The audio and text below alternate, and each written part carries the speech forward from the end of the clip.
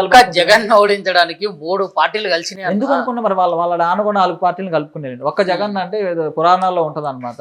అందరూ ఇప్పుడు పాండవులు అందరిని కలుపుకుని వెళ్తారు, కౌరవులు వస్తారు, కొంతమంది వస్తారు. అంటే ఒక దుష్ట శక్తిని ఓడించడానికి 100 మందిని కలవచ్చు. దుష్ట శక్తి దగ్గర పెద్ద శక్తి ఉంటుంది. వీళ్ళు న్యాయంగా వెళ్తారు, వాడు అన్యాయంగా వస్తాడు. వాడు డబ్బు చూశారు కదా నిన్న సోషల్ మీడియాలో, సొంత తల్లిని చెల్లిని కూడా బూతులతో తిట్టించింది. సొంత చెల్లి వైవాహిక జీవితం గురించి కూడా. ఇప్పుడు పవన్ కళ్యాణ్ గారు ఈ విషయం కూడా ఆయన రాక్షసుడు రాముడు వాళ్ళని డైరెక్ట్ చంపలేడా? ఎందుకు దొంగచాటు చంపాల్సి వచ్చింది? రాముడు దేవుడు, వాళ్ళని ఎందుకు దొంగచాటు చంపాడు? చంపలేడా? పవన్ కళ్యాణ్ గారు ఇప్పుడు బీజేపీ రూట్ లో వెళ్తున్నారు. ఇప్పుడు జనసేన నాయకులు కూడా ఇట్లా బీజేపీ రూట్ లోనే వెళ్తారా? ఏం బీజేపీ రూట్ మాకేం లేదు.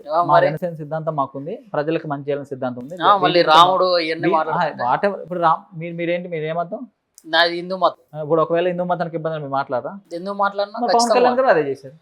సో ఇప్పుడు హిందూ మతం బీజేపీ మా మిత్రపక్షం అండి. మీరు ఎప్పుడు మీ ఇంట్లో ఎప్పుడు మాలలేదు? ఎట్లా ఉందంటే క్లియర్ గా బీజేపీ ప్లాన్ కాదు, బీజేపీ రూట్ లోనే వెళ్తాం. మీ ఇంట్లో ఎప్పుడు మాలలు వేసుకోలే? నేను కూడా వేసుకో. బీజేపీ రూట్ లో వెళ్తున్నారా? లేదు. మరి దీక్ష చేస్తే ఇప్పుడు బీజేపీ రూట్లో వెళ్ళినట్ట? మీ ఇంట్లో కూడా మాల వేసుకున్నారు, మరి దీక్ష చేస్తే అది బీజేపీ రూట్లో వెళ్ళినట్ట? ఆయనకి ఒకటి, హిందూ మతం అనేది హిందూ మతం కూడా అన్ని మతాల్లాగే మంచిగా ఉండాలి. హిందూ మతంలో అన్యాయం జరిగిన ప్రశ్నిస్తాడు, ముస్లిం మతంలో అన్యాయం జరిగిన ప్రశ్న, క్రిస్టియన్లో అవమానం జరిగిన ప్రశ్నిస్తాడు. అయితే టీటీడీ విషయంలో జగన్మోహన్ రెడ్డి అలసత్వం వల్ల, జగన్మోహన్ రెడ్డి క్రూరమైన పనుల వల్ల ఆ బోర్డు మిమ్మల్ని పట్టించుకోక, చైర్మన్ పట్టించుకోక, మీరు అడగండి, తెలంగాణలో ఉన్న భక్తులు కూడా అడగండి, 5 సంవత్సరాలు ఎన్ని బాధలు అనుభవించారు. ఆయన మరి ఎందుకు అంత కక్ష పెట్టుకున్నా మాకైతే తెలియదు. దేవుడి మీద, టీటీడీ మీద, వెంకటేశ్వర స్వామి మీద ఎందుకు కక్ష పెట్టుకుని తెలియదు. తప్పు జరిగింది, ఆ రోజు కల్తీ జరిగింది కాబట్టి ఖచ్చితంగా పవన్ కళ్యాణ్ గారు ఆ టాపిక్ తీసుకున్నారు. అదేవిధంగా హిందువులకు అన్యాయం జరుగుతుంది కాబట్టి టాపిక్ తీసుకున్నారు తప్ప, మాల వేసుకుంటే బీజేపీ స్టాండ్లో వెళ్ళినట్టు కాదు, లేకపోతే శ్రీరాముని గురించి అడిగితే మాలో వెళ్ళినట్టు కాదు కదా. మీరు శ్రీరాముని గురించి అడుగుతారు, నేను అడుగుతాను, నేను హిందువుని కాబట్టి. అట్లా బీజేపీ స్టాండ్లో మనం వెళ్ళినట్ట కాదు కదా.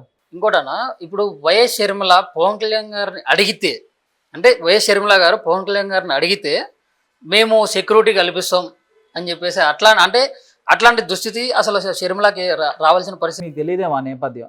ఆమె వాళ్ళ పార్టీ లీడర్ని ఎప్పుడైతే ఇష్యూ జగన్మోహన్ రెడ్డి గారు షర్మిల గారు గొడవలు అయితేనే తెలుసు కదా మీకు, ఆ గొడవల మూమెంట్లోనే షర్మిల గారు వాళ్ళ పార్టీ లీడర్ డీజీపీ గారి దగ్గరకు పంపించింది. ఏమని పంపించింది? నాకు సెక్యూరిటీ కావాలని పంపించింది.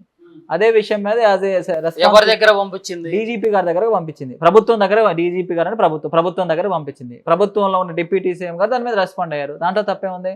ఇట్లా షర్మిల గారు సొంత చెల్లి ఈ విధంగా నాకు సెక్యూరిటీ కావాలి, థ్రెట్ ఉంది జగన్మోహన్ రెడ్డి నుంచి అని అడిగింది. ఖచ్చితంగా ఆమెకు సెక్యూరిటీ మేము ప్రొవైడ్ చేస్తాం, ఎందుకంటే ఆమె కూడా ఒక జాతీయ పార్టీకి ఇక్కడ రాష్ట్రంలో అధ్యక్షురాలు. ఖచ్చితంగా మా బాధ్యత మా మీద ఉందని. తప్పే ఉంది దాంట్లో? ఆమె అడిగింది, ఇస్తామని చెప్పారు, దాంట్లో తప్పుందా? ఆమె ఏంది మళ్ళీ జాతీయ పార్టీ కాంగ్రెస్కి ఆంధ్రప్రదేశ్ రాష్ట్ర అధ్యక్షురాలు, అడగడం తప్పే ఉంది? ఎందుకంటే ఆమె చాలా చూసింది, వివేకానంద రెడ్డి గారి హత్య ఇవన్నీ చూసిన ఆమె కూడా కొంచెం భయం కలిగిండొచ్చు, ఏమైనా థ్రెట్ ఉంది అనుకోండొచ్చు. అడిగింది. ఒక రెస్పాన్సిబుల్ పర్సన్గా, డిప్యూటీ సీఎంగా పవన్ కళ్యాణ్ గారు దాని మీద స్పందించి, ఖచ్చితంగా అమ్మ మీకు ఆ హక్కు ఉంది, మాకు చేయాల్సిన బాధ్యత ఉందని దాని మీద స్పందించారు పవన్ కళ్యాణ్ గారు. అంటే ఇప్పుడు అసలు ఆమెకు అట్లాంటి దుస్థితి రావాల్సిన పరిస్థితి ఎందుకు? జగన్మోహన్ రెడ్డి గారు ఆ దుస్థితి రావాల్సింది అందరికీ తెలిసిన విషయం. జగన్మోహన్ రెడ్డి గారు బహిరంగంగా లేఖలు రిలీజ్ చేస్తున్నారు, బహిరంగంగా థ్రెటన్ చేస్తున్నారు. వాళ్ళ పార్టీ లేదు, సిగ్గు లేకుండా ప్రెస్ మీట్లు పెట్టి షర్మిల గారిని, మరి జగన్మోహన్ రెడ్డి గారు చెల్లి అని తెలిసి కూడా తిడతా ఉన్నారు.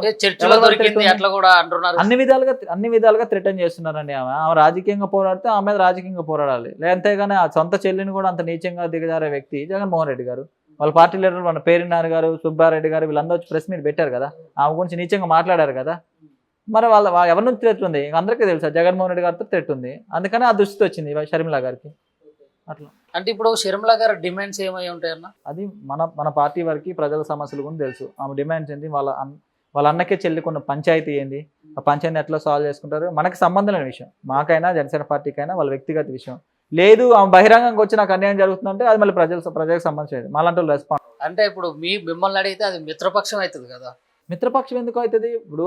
ఇప్పుడు కాంగ్రెస్ కూడా మిత్రపక్షం ఒకటండి.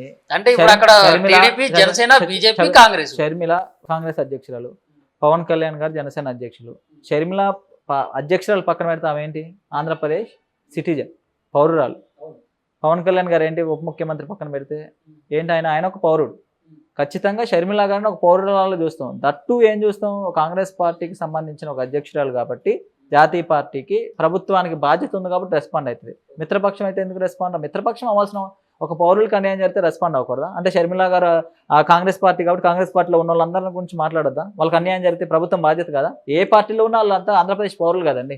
సో ఆ విధంగానే రెస్పాండ్ అవుతారు తప్ప ఆ మిత్రపక్షం రేపొద్దున వైఎస్ జగన్మోహన్ రెడ్డి గారి పార్టీలో లీడర్ కూడా అన్యాయం జరిగితే రెస్పాండ్ అవుతుంది ప్రభుత్వం.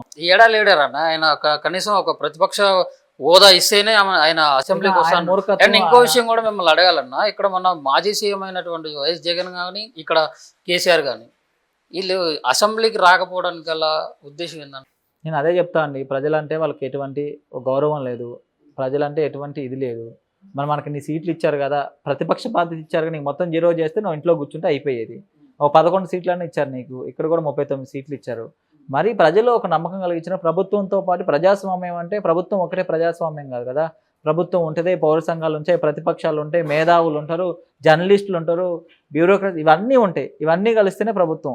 సో ఇవన్నీ కలిస్తేనే ఒక వ్యవస్థ. సో అందుకనే ఎప్పటికైనా వాళ్ళు మేలుకొని మీకు కొన్ని 40% ఓట్లు ఇక్కడ వచ్చినాయి, 40% ఓట్లు ఆయనకి వచ్చినాయి. సో ప్రభుత్వం చేసే బాధ్యత ప్రభుత్వం చేస్తున్నప్పుడు వాళ్ళు తప్పులు ఉంటే అడగాల్సిన బాధ్యత ప్రతిపక్షానికి ఉంటుంది. సో మీరు అసెంబ్లీకి వస్తే కదా అడిగే అవకాశం ఉండేది.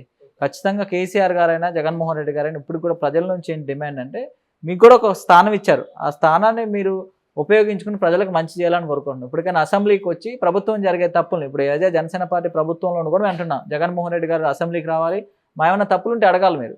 సో అది హెల్తీ డెమోక్రటీ, అది హెల్త్ డెమోక్రసీ కింద వస్తుంది.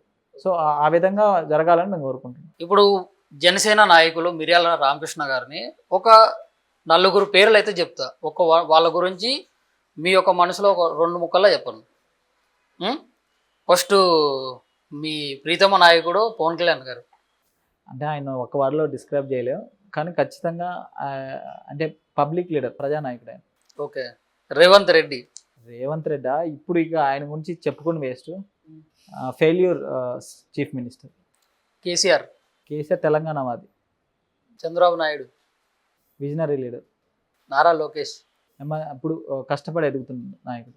కేటీఆర్. ఆయన కూడా